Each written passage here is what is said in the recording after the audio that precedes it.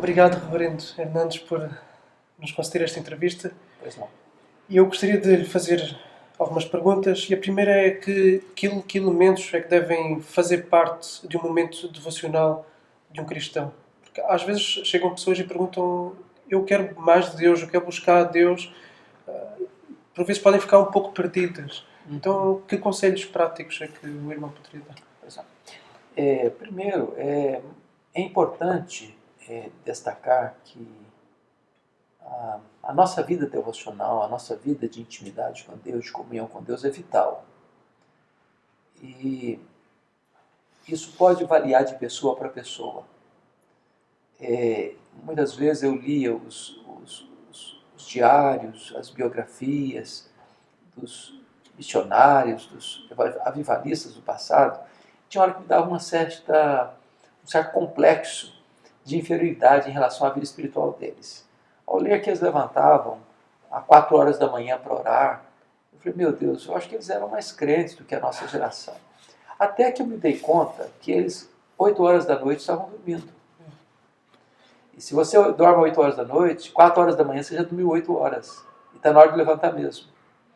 Nós vivemos uma geração que vai dormir meia-noite, pela sua agenda, pela sua demanda, e que automática e costumeiramente não consegue levantar às 4. Porém, em vez de falar em hora devocional, nós podemos pensar em vida devocional. Toda a nossa vida é cultica, toda a nossa vida é devocional. É claro que periodicamente você precisa se retirar, como Jesus fazia, às vezes passando uma noite sozinho em oração. Tem hora que você precisa, em vez de dirigir-se à multidão, recolher a solidão para buscar a Deus. Mas os componentes essenciais são, de fato, você ter aquela disciplina de estudar a Bíblia, de ter um tempo para você se concentrar, fazer uma leitura devocional. Não estou falando de preparar um sermão, preparar um estudo, mas ler devocionalmente. Mergulhar na Escritura, ler com o coração aberto para ouvir o que Deus tem para falar para você particularmente, sem o compromisso de, não, eu estou querendo fazer isso para partilhar com alguém. Você ser abastecido. E ter vida de oração. E quando Paulo, por exemplo, escreve que nós devemos orar sem cessar, é claro que Paulo não está querendo dizer que você tem que passar 24 horas por dia em oração, mas você tem que ter vida de oração. Você está no seu carro dirigindo, você está buscando a Deus em oração. Você está numa atividade doméstica, você está vivendo uma vida de oração. Você, enquanto vai fazer uma visita para alguém, você está em espírito de oração. Você se dirige à igreja para pregar, você vai nessa dependência, nesse espírito de oração. Ou seja, essa sintonia com Deus, essa harmonia do seu coração com o coração de Deus, eu chamo isso de vida devocional, mais do que de hora devocional. E esses elementos são vitais. É você estar sempre antenado, sintonizado com o coração de Deus. Então tem esse tempo que a pessoa tem que procurar isolar, ao mesmo tempo ela pode, no seu... Na dinâmica da vida. Agora, não dispensa não exclui o outro. Porque há pessoas que dizem, durante o dia eu oro, eu falo com Deus, já não preciso de separar um tempo. As duas coisas são vitais. Porque nós devemos entender o seguinte, que Deus é prioridade. Se Deus é prioridade, então eu preciso ter o tempo para eu estar com Ele a sós. Isso é vital. Então, eu aprendi isso. Quando você reserva esse tempo para Deus, aquela hora vai ser a hora mais deleitosa, mais prazerosa. Se você não tem essa disciplina de ter um tempo com Deus, aí você não tem mais sintonia, nem deleite, porque você não fala com o estranho deleitosamente. Vira uma fala muito superficial, muito rasa, muito rápida também. Então, esse tempo com Deus é vital, mas ele não exclui a sua vida devocional. Quer dizer, ao longo do dia, por mais intensa que seja a sua atividade, você deve estar sintonizado com Deus em oração. E em relação ao tempo de oração, será que às vezes pessoas podem pensar que orar mais é sinónimo de se estar a consagrar mais ou de crescer mais espiritualmente, mas muitas vezes na Bíblia encontramos orações mais Esse é um mais ponto curtinhas, não é? importante.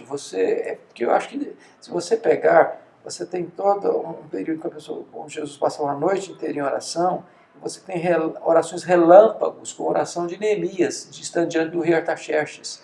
Então, a Moody tinha uma fala interessante. Se você tem vida pessoal, intensa de oração, as suas orações em público vão ser curtas. Vão ser curtas. Eu costumava dizer, quando ele ia deitar, eu falei, Senhor, eu estou indo dormir. Boa noite. A forma muito, muito informal dele afirmar. A vida dele era a vida de comunhão com Deus. Então, essa ideia de que eu tenho que fazer uma oração longa para Deus me ouvir, era dos gentios. Estava comentando que nós fomos uma vez, 4 pastores, fazer uma viagem de mais de 500 quilômetros, fomos uma palestra sobre avivamento, e nós retornamos essa viagem, uma viagem de 8 horas de carro, numa ininterrupta reunião de oração. Então nós começamos a orar da saída até a chegada, 8 horas dentro do carro. E foi uma das reuniões mais magníficas e abençoadoras de que eu já participei. Então há momentos de você fazer uma oração longa, há momentos de você participar de uma noite inteira de vigília, há momentos de você ter o seu momento devocional dentro do seu quarto, há um momento em que você vai estar diante de uma demanda e precisando da iluminação imediata de Deus, naquela hora você faz uma oração relâmpago, há um momento que você faz uma oração audível, há um momento que você faz uma oração em silêncio. Deus é o Deus que sonda o coração. Isso aqui é importante. Então não há regras. Não há receita de bolo, não há regras. Não há. E quanto à leitura bíblica, às vezes as pessoas, no seu momento de buscar a Deus, devocional, se calhar não sabem por onde começar e vão para um Ezequiel e não percebem nada do que lá está. Eu acho que hoje nós temos, infelizmente, muita gente que chega à Bíblia de uma forma como se ela fosse um livro mágico. Então, eu vou consultar o Senhor e abre a esmo, em qualquer lugar, bota o dedo, eu vou ler aqui, e não entende o contexto, não entende a mensagem, e quando a interpretação do texto não está correta, ela faz uma aplicação absolutamente equivocada e até às vezes absurda. Então, penso eu que o estudo da Bíblia precisa ter algumas características.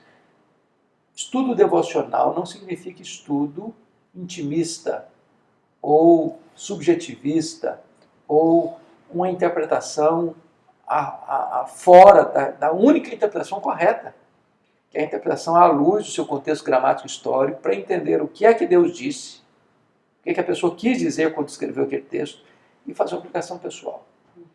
Então, é necessário que a gente primeiro leia a Bíblia para mim como um todo. A Bíblia é a palavra de Deus de Gênesis a Apocalipse. Eu conheço pessoas que só pensam que leitura devocional é Salmos, então eu vou ler Salmos. Mas não sabe nada do Pentateuco, não sabe nada dos livros históricos, não tem nenhuma familiaridade com os profetas, sejam maiores ou menores, desconhece o Novo Testamento. Então, eu acho que nós temos que conhecer todo o desígnio de Deus, toda a palavra de Deus. É claro que você pode fazer uma opção, vou começar pelos evangelhos, hoje eu vou ler o livro de Atos, amanhã eu vou ler as cartas de Paulo, eu vou ler as epístolas de João, eu quero abordar os profetas menores, eu quero estudar o Pentateuco, ou seja, conhecer a Bíblia toda. E hoje a gente vive no melhor dos mundos, porque você tem Bíblias hoje de estudo às dezenas, e as pessoas às vezes gostam de comprar uma de cada um e botam na prateleira e acham maravilhoso. Vai vivendo um analfabetismo bíblico ao mesmo tempo. Pouca gente conhece Bíblia hoje, infelizmente.